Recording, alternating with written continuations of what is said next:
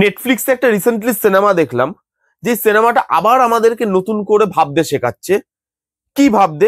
এই যে AI, social media, এই জিনিসগুলো যেগুলো আজকে আমাদের রিয়েলিটি, না চাইতেও রিয়েলিটি। আজকে আমরা সোশ্যাল মিডিয়াতে যদি কোনো জিনিস দেখি, এআই থেকে যদি কোনো জিনিস পাই, সেগুলোকে আমরা না ইজিলি সত্যি বলেই মেনে নিতে বাধ্য হই। আমরা এটা বলি যে আমি ভুল হতে পারি, এআই থোড়ি ভুল হবে।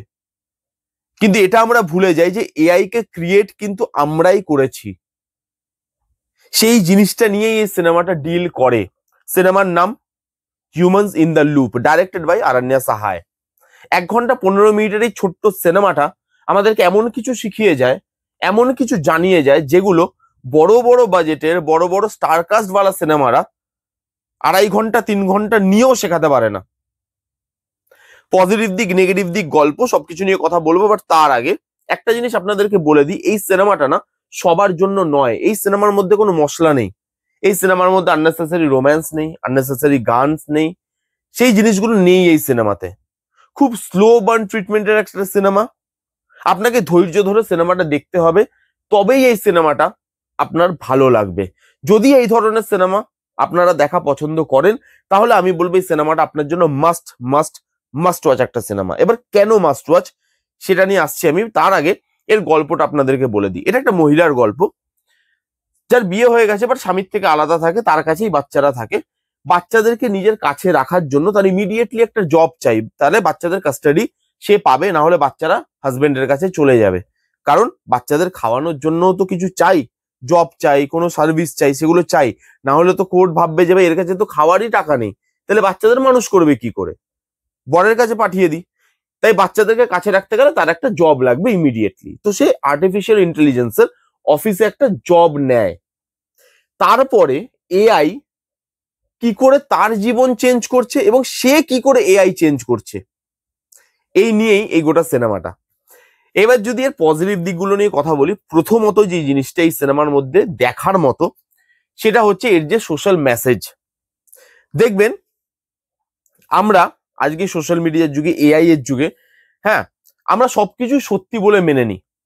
এআই থেকে এটা আসছে, তার মানে এটাই ঠিক। সোশ্যাল মিডিয়াতে এটা দেখানো হচ্ছে, এটাই ঠিক। হয়তো ভেতরে ভেতরে জানি যে এই জিনিসগুলো ঠিক হয়তো নয়, কিন্তু সবাই ঠিক বলছে, তাই এটা ঠিকই, জোর করেই ঠিক। এআই কে আমরাই তৈরি করি, এআই কে ঠিক ভুল সেটা আমরাই শেখাই। তো আমাদের যদি ভুল হতে পারে অ্যাজ হিউম্যান বিং, তাহলে এআই এর ভুল হওয়াটা তো স্বাভাবিক।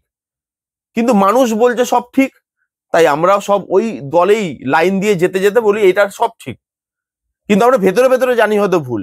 এআই এর কাছে সেই ভুলটা শুধরানোর জায়গা নেই, কিন্তু আমাদের কাছে আছে। সেই জন্য সেই শুধরানোটা দরকার, ভুলটা মানাটা দরকার।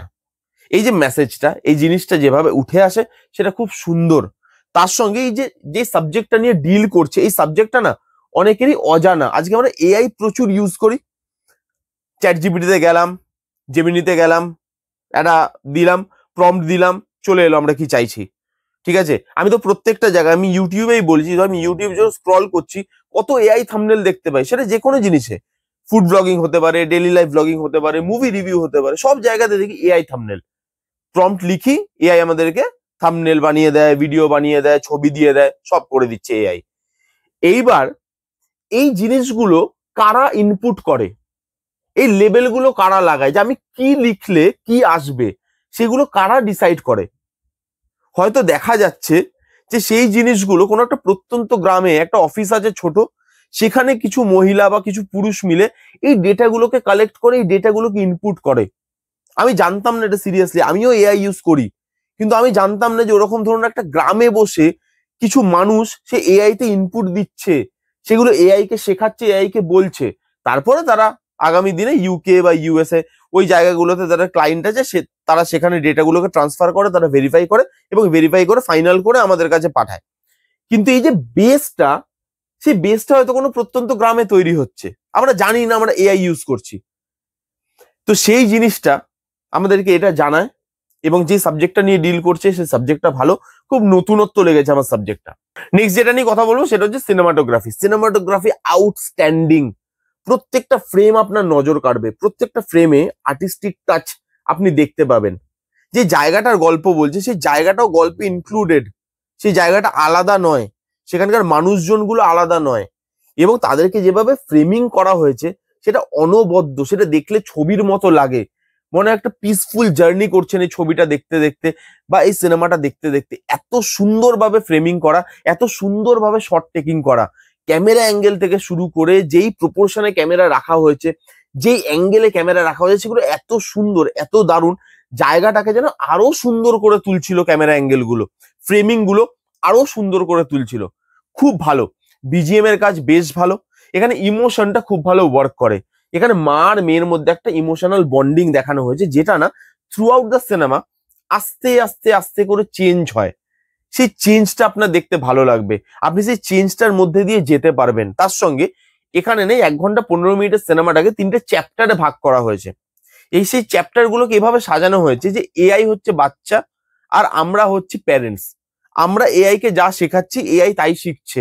এই জিনিসটা দিয়ে 3টে চ্যাপ্টারে সিনেমাটাকে ভাগ করা, যেটা বুঝতে সুবিধা হয় যে কি নিয়ে কথা বলছি, এইবার কি টপিকটা চলছে সেটা আপনার বুঝতে সুবিধা, এবং সেটা কিন্তু বেশ ভালো।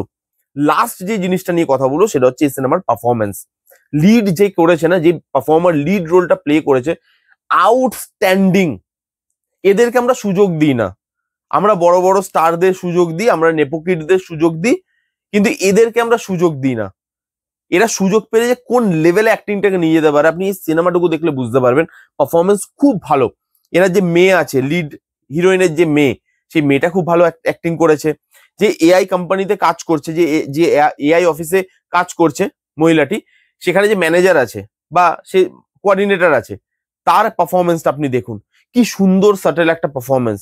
খুব ভালো, খুব ভালো একটা সিনেমা, যেই সিনেমাটা আপনাকে বুঝতে শেখাচ্ছে, জানতে শেখাচ্ছে, এবং যে সিনেমাটা আপনাকে কিছু দিয়ে যাচ্ছে 1 ঘন্টা 15 মিনিট পর। এই ছিল হিউম্যানস ইন দ্য লুপ বলে সিনেমাটার রিভিউ। যারা যারা দেখেননি আমি হাইলি হাইলি রেকমেন্ড করবো, জানি গিয়ে দেখুন।